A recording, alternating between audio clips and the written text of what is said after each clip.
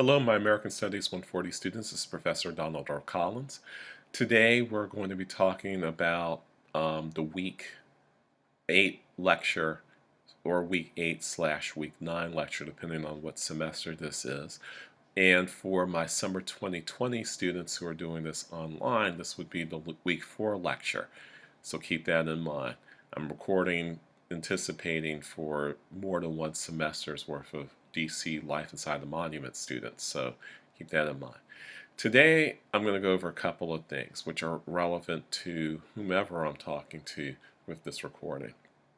One is the paper that you have due that's related to gentrification and the things that come with gentrification, including black food geographies for DC, that's due around this time. Or, around this time, and for my summer 2020 students for the end of the week of week 4. So that's one. And two is gentrification itself and all the terminology around gentrification and how sometimes we overuse that terminology to talk about phenomenon that's not specific to gentrification. So first off, your paper. You are to pick between two prompts. Those prompts contain 3 or 4 different questions that are interrelated, that are part of a larger theme of trying to answer a question around the trajectory of gentrification in DC in the period roughly between 1995 and 2020. The conflicts that have arisen as a result of gentrification, the fault lines of it in terms of race, geography, class,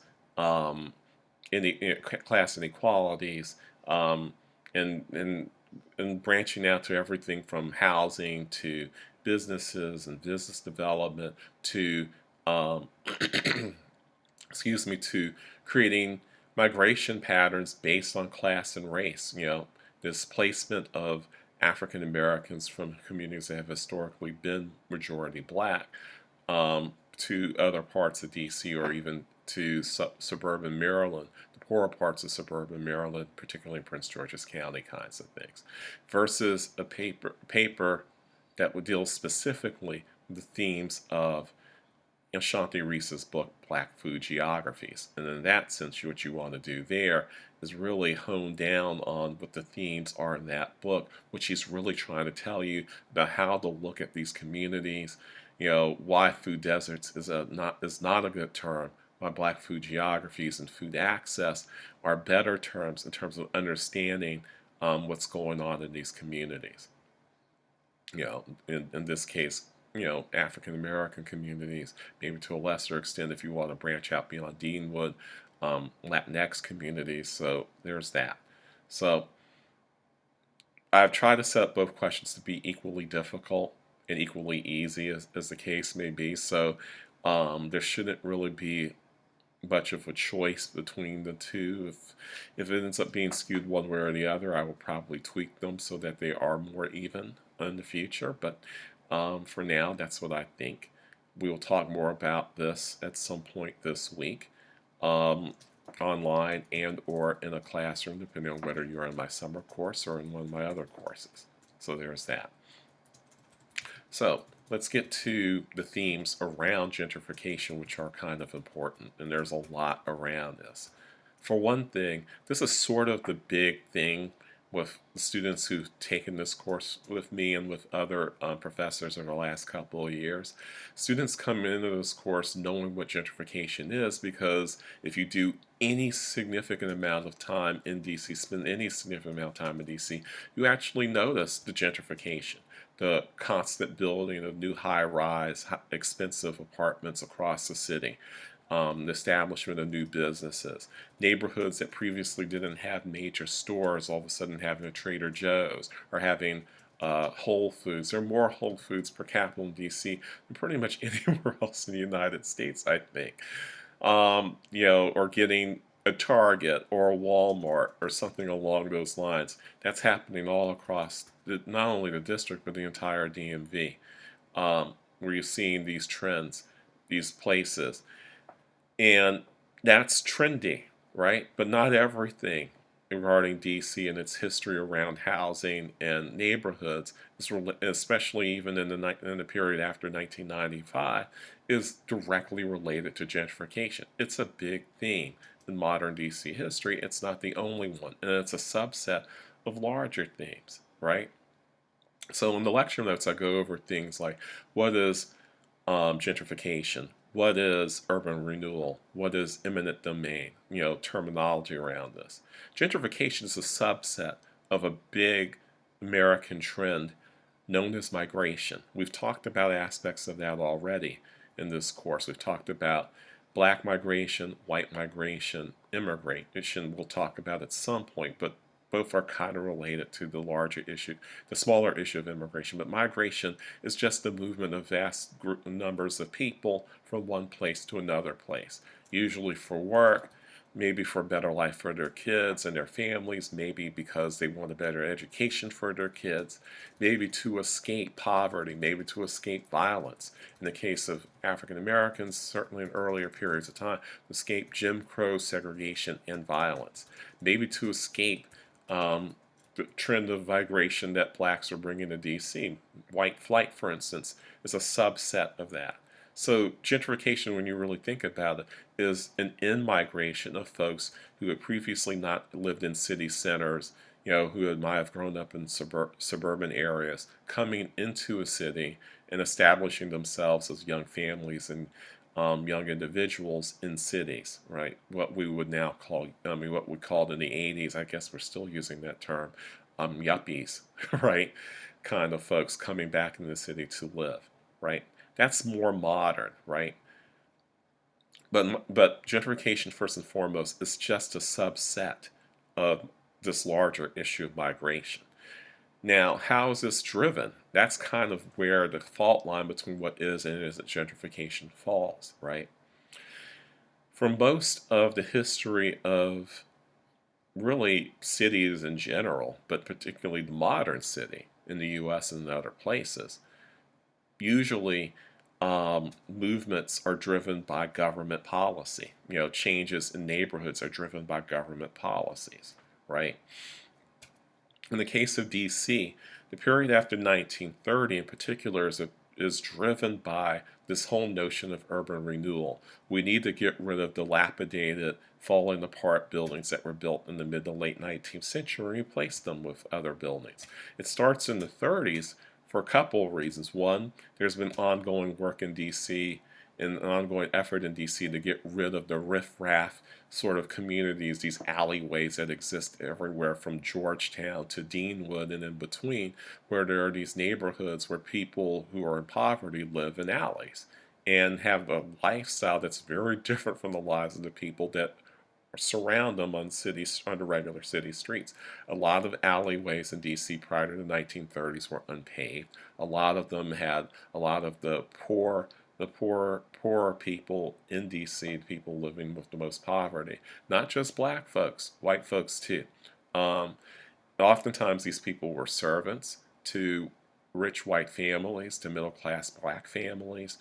Sometimes they weren't. They just lived, there might have been hobos who lived in these neighborhoods. There might have been people, who were down and out, alcoholics, people with drug problems, right? Those kinds of things. There was a big effort by the federal government running the district at this time to get rid of these alleyways. It was a part of a 25-year process where they paved over all the alleyways, knocked down tons of buildings, and displaced families in the process of doing so. So there's that. But that's part of a larger trend of urban renewal, which is government driven. Let's take eminent domain over places that people might own but are falling apart. And eminent domain is simply that, the ability of a government, local, national, somewhere between, to say to a property owner, hey, yeah, you own this property, but we're taking it from you anyway because you haven't been taking care of it, or you haven't been paying your taxes on it, or we need to put a new freeway up, so we're tearing down this entire neighborhood. That's eminent domain, and it's government driven, and that's part of the process of urban renewal. It's a little bit easier to do in DC because certainly in the period prior to 1974, because the federal government controlled everything, right? You did get to own property in DC. There's this misnomer that people can own the actual stuff that's on top of the land, but not the land itself.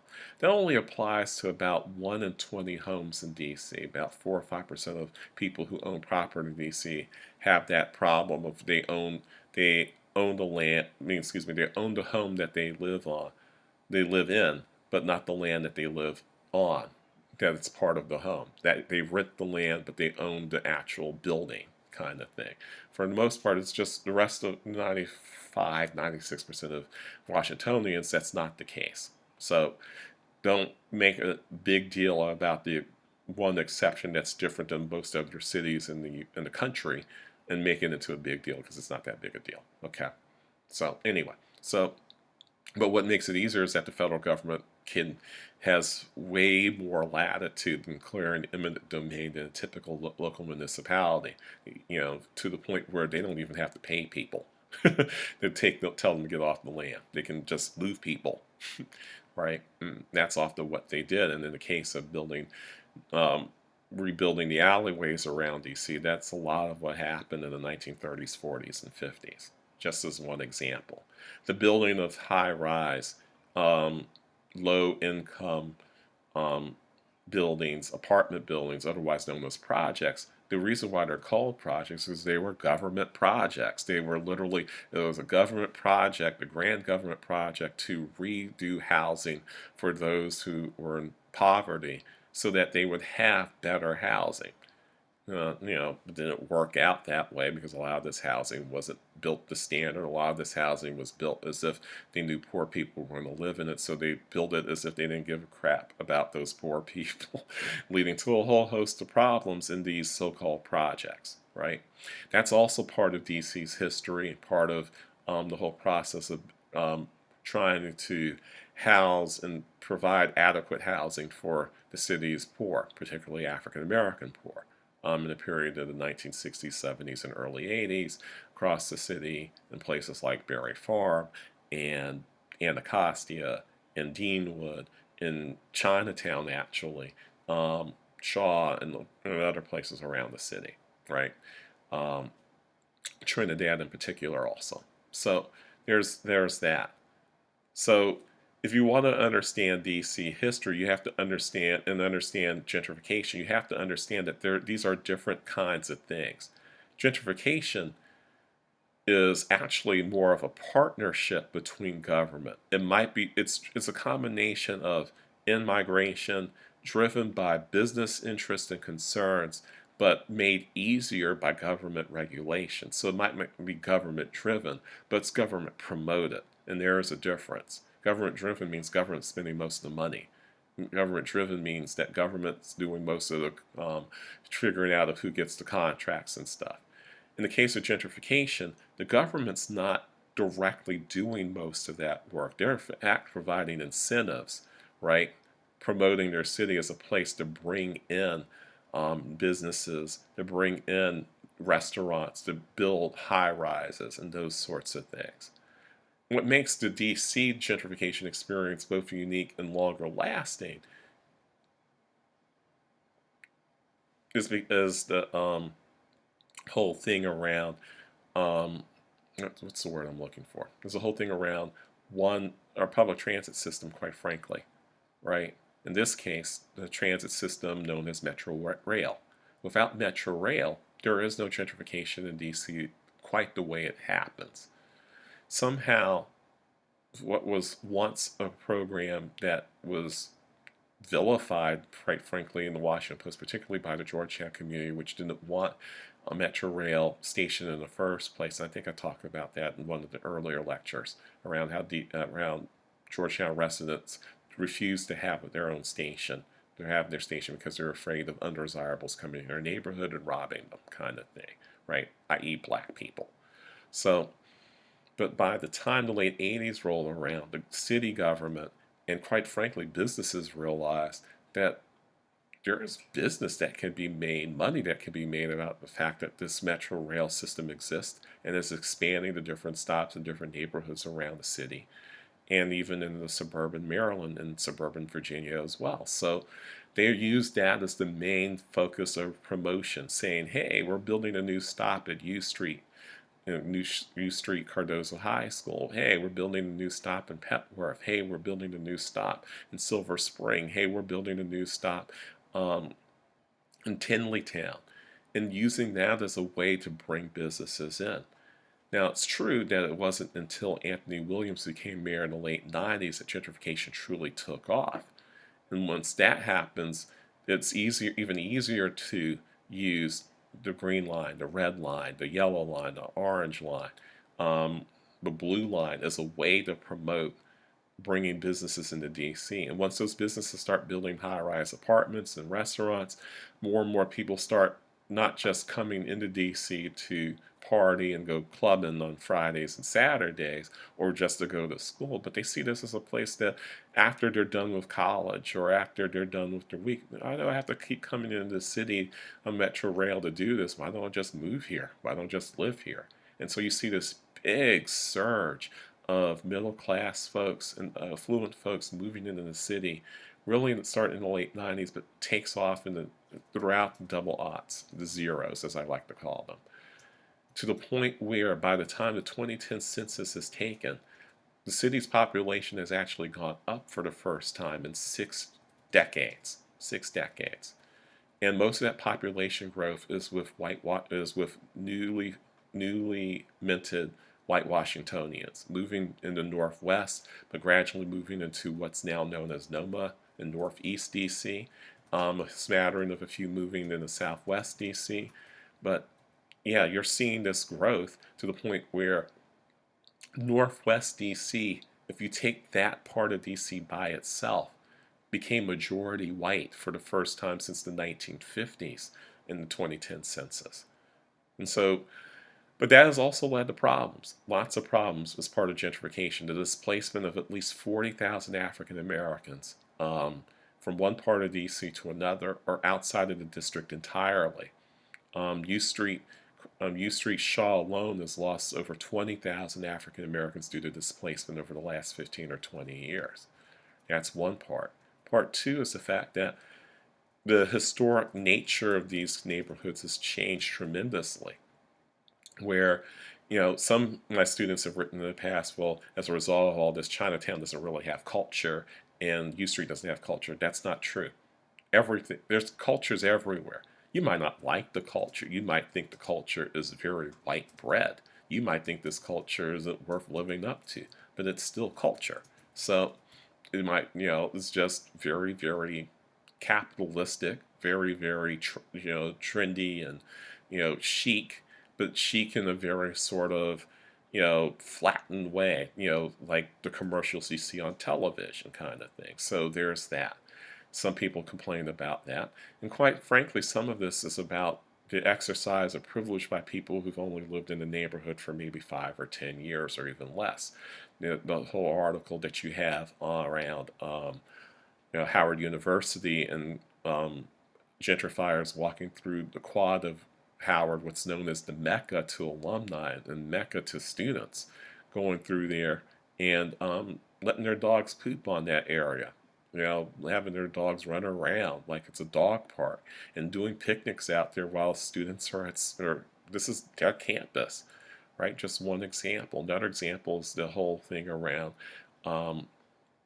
the phone store that's been playing go-go music since the 90s, having that at one point shut down on around 7th and U Street last year. And that leading to a protest where as many as 50,000 people came out saying, don't mute DC, basically making it about more than just a store. The fact that the gentrifiers, particularly whites who are moving in these neighborhoods, don't appreciate and don't want to really understand the historic nature of the things that are happening, the everyday things that are happening to the folks that have been living in these communities for multiple generations. Right? And so that points out the class divide, that points out a racial divide, that points out a a geographic divide and, quite frankly, a cultural divide too. And DC has yet to figure out how to fully deal with the issue of gentrification. What DC residents, both white and black, have done is form a class action suit against the city, against DC government, for not dealing with displacement issues well, for not dealing with these issues of privilege well, for not dealing with skyrocketing rent well. Right? And just as an anecdote to give you some idea of how much rent has gone up, when I first moved here to live, not just to do my dissertation research in 1999, when me and my soon-to-be wife moved here, we could find 2-bedroom, 2-bathroom apartments in around U Street for $695 a month. For those of you who've been in the area, $695 would be dirt cheap. You can't rent a closet in DC for $695 a month now. There are people who often share 2-bedroom, 2-bathrooms apartments and are each paying more than $695 a month to live there. So there's that as well. So for all the business benefits of gentrification and the benefits of being able to afford to live here, it's also been costly for the people who are lifelong Washingtonians and second, third, fourth, fifth, seventh generation Washingtonians as well.